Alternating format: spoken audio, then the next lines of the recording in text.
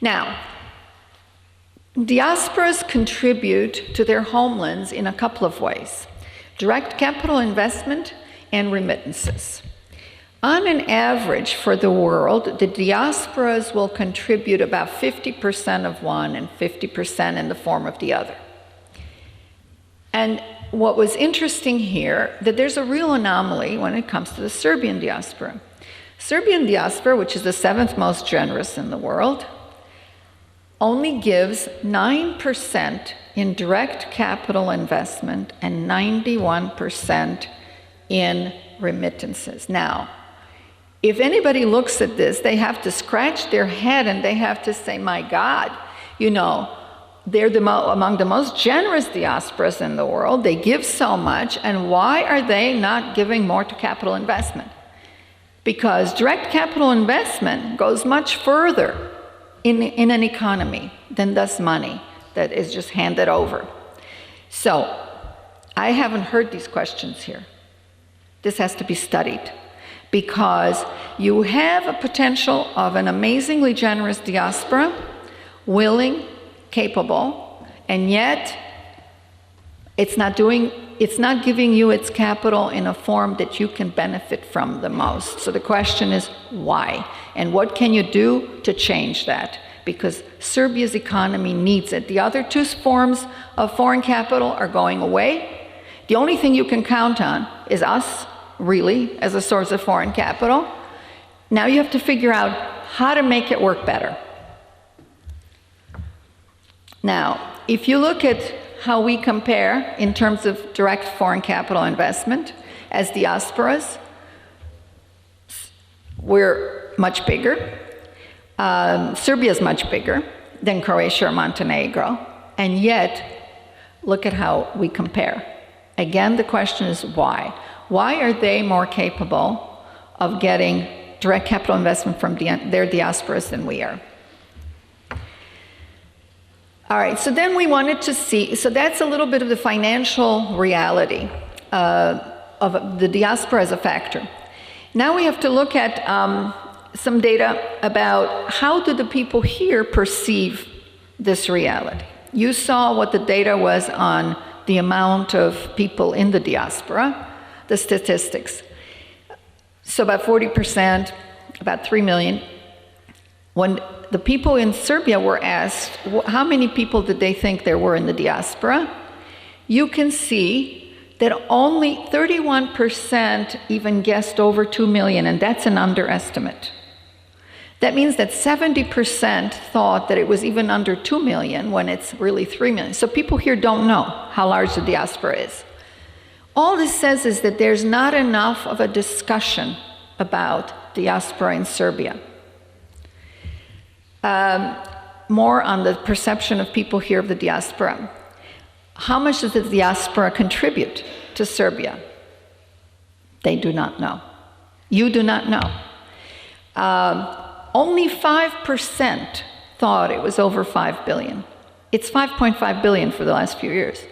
Only 5% of Serbia in the survey knew this. 95% did not know. I mean, this is important information. Okay, now, how do you think, when we asked our diaspora, how do you think it is best to help our Matica, our homeland? This is how that came out. They specified, we had a list, numerous possibilities, and they could select whichever they thought were important. So they could select more than one choice. So 73.6% thought advocating Serbia's cause to the media, to Congress, to the State Department was extremely important. And promoting investment in Serbia actually got the largest percentage of people who thought that was important. So you have a diaspora that's generous, you have a diaspora who thinks it's really important to invest here, and you have a diaspora who's not investing. They're just giving. What's wrong with this picture? These questions need to be asked, this needs to be examined. And being involved in other endeavors. People want to be involved. They want to be involved. Now, when we asked people, when the survey that was done by Gallup here asked people, should the diaspora participate in Serbia's politics? And as you know, we don't. 58% yes. No, 23%. Don't know, 19%. So there's a feeling here that even though they don't know how large diaspora is, even though they really are off on about how much we contribute, people of Serbia want diaspora involvement. I think that runs contrary to the political will of diaspora as it's been shown to date.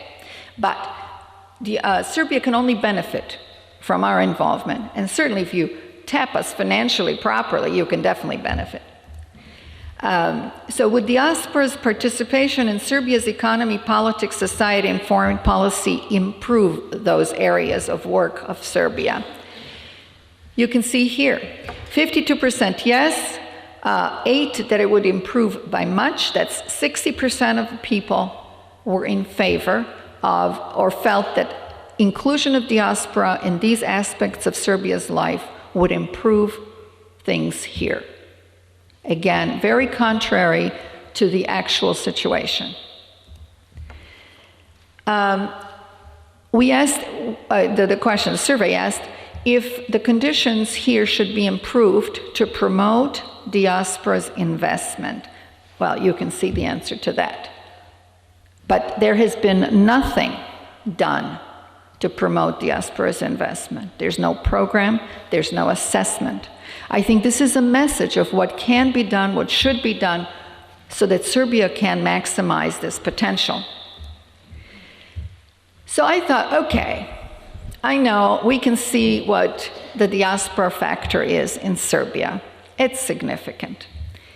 Now, how would we measure how much priority and importance Serbia gives to its diaspora?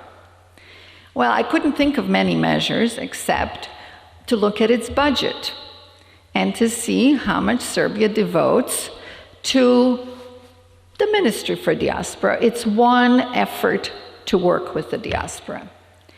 Out of your 25 ministries, the Ministry Diaspora was absolutely the last in the budgetary line. So I thought, okay, let's compare how remittances compare to the overall government budget, and then let's compare what the Ministry of Diaspora's budget is compared to the overall government budget. So you see this red line, the red bar right in the beginning here. The remittances are equal to about 30% of the Serbia's budget, and I'm very sad to say, the budget of the Ministry for Diaspora is actually not even equal to 0.02% of Serbia's budget. There's something wrong with this picture too. If you were to run a company and you look at the revenue sources, where is your money coming from? Your products. And you have one product that is a major source of your revenue. It's the largest, you have the largest segment of your market coming from this one product. And yet, you spend nothing on maximizing the potential of this source of revenue. That's simply stupid. You don't run a company like that. You'd be fired in no time at all.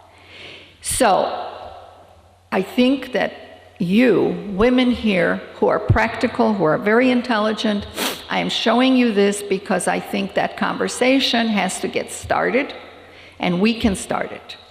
And we can try to figure out what do we do to get the best use out of this source of economic assistance, and not only economic assistance, it's other forms of assistance that can come from the diaspora. So, since women can be, this is a leadership group, and I think that we can be together leaders of change here. And I've identified only one small element of what affects Serbia's economy and Serbia's future, the one that we do. Okay.